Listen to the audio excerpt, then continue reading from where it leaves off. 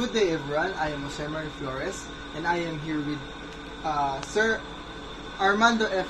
Canto III and I'm going to interview him about geological hazards and what are the plans of Conloran High School kapag may nangyaring geological hazard. So, good afternoon sir. Good afternoon. So, ngayon po, I'll start with the first question po. What is a geological hazard in pagkaka-comprehensive dito? Geological hazard are those incidents na nature-driven na wala tayong control, for example, floodings, earthquakes, volcanic eruptions, and the likes.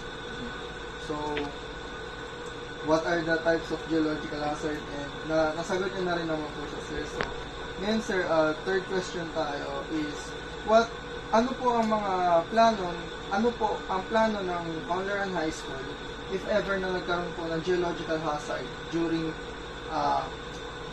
school hours po? Since we are in the coastal area, ang concern natin lagi is earthquake and floodings. So, in case of floodings naman, meron na tayong mga mitigation na ginawa ang City Hall to prevent flooding.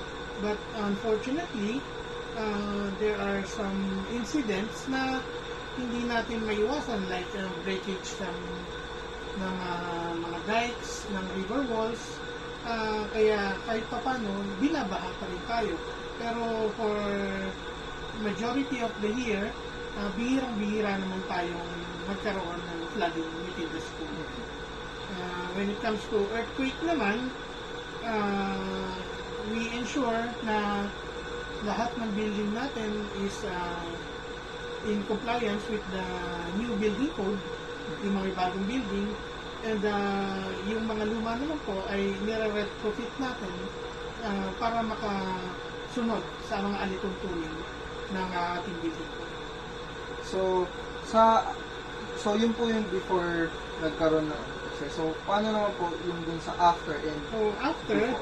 I mean during and meron naman tayong drills, may trainings tayo from time to time na i-implement naman natin yung ating mga drills na pinukonduct during the disaster or during the event na magkaroon tayo ng earthquake.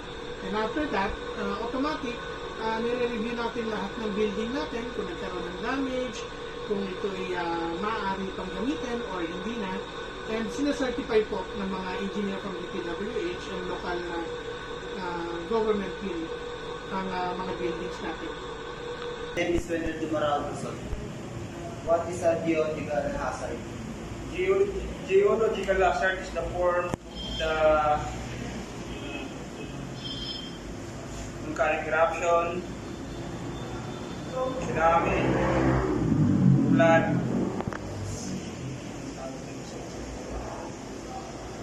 plates ba yun? Plates ng building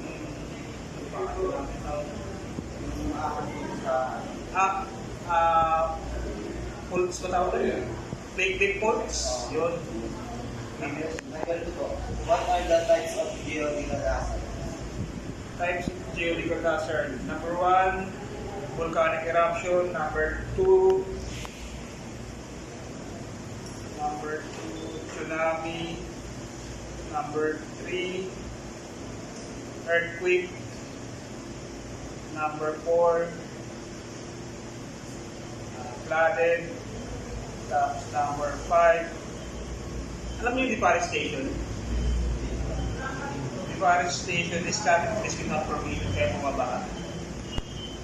Hindi ka lagi. Isa sa geological hazard din. Kaya nagkukos ng baha kasi wala tayong mga pulong kahoy. Next tayo. What are the actions to take before, during, and after a geological hazard? So, what are the appropriate action to take before man tayo, before and during, di ba? Before, bago dumating ang calamity, start tayo sa volcanic eruption. So, ang volcanic eruption is may warning. So although wala naman tayong impact sa NCR at sa province, Batangas, diba? So, isip natin to. Next tsunami is, although that ang Lewis is may warning din niya na may tsunami alert, so in-announce yan sa LGU. Ang LGU natin is parang nabotas. So sinabotas City government naman is pinababa sa kada barangay. So ang flooded area naman, like typhoon, ganun din. So nagwa-warning sila kung kailan ang landfall ng bagyo para makapag-prepare. So, after naman tayo ng geological hazard,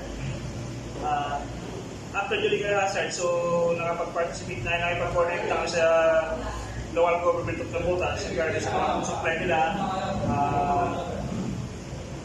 shelter, yung shelter na nagtawag namin na evacuation. So si government at si barangay is nakipag-coordinate regarding sa mga food supply nila. So yun lang. Siyempre Paginawan, what is a geological hazard? Ito yung mga sa eruption, mga ashfall, tapos sa pagputok ng pinatutulog. Katulad yun sa tapos kailangan may dikasyon sa oras. What are the types of geological hazard? Ito naman is yung pagyalig ng mga lupa at sa mga pagbaha. Intensity 8 na inaabangan na kung tawagin ay sabihin. Isa yan sa mga inaabangan. Kaso kung matutuloy dapat ang lahat ay maging handa. Lalo na sa mga medicine kit, kung meron tayo niyan, dapat maging handa tayo niyan.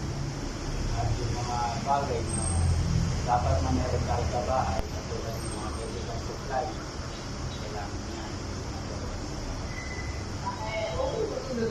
What are the appropriate actions to take before, during, and after geological hazard?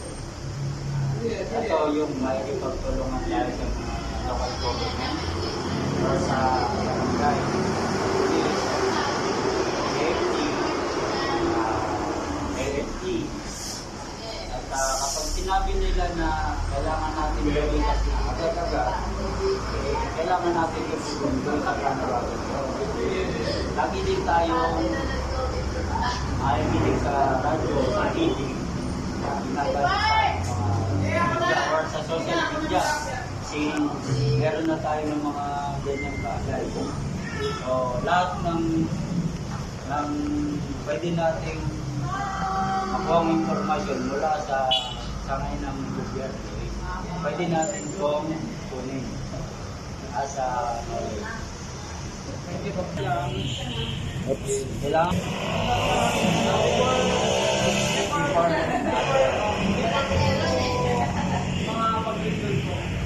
Ano po yung mga ginagawa? ayun, kapag before yung lindol, siyempre, sa bawat isa sa atin, yung mga cellphone natin is meron lang binibigay ang NTC.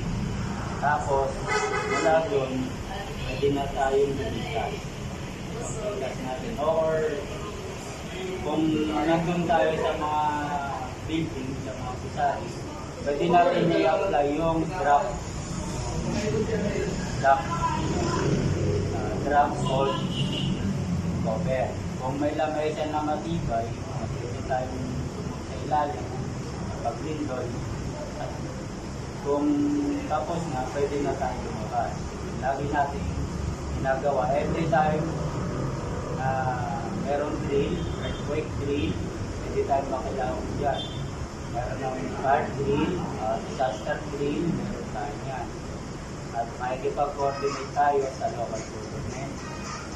At before na, after nun, pwede natin ipahagi yung kaalaman na natutunan natin doon sa CTDRMO or sa kahit na ano na kayo.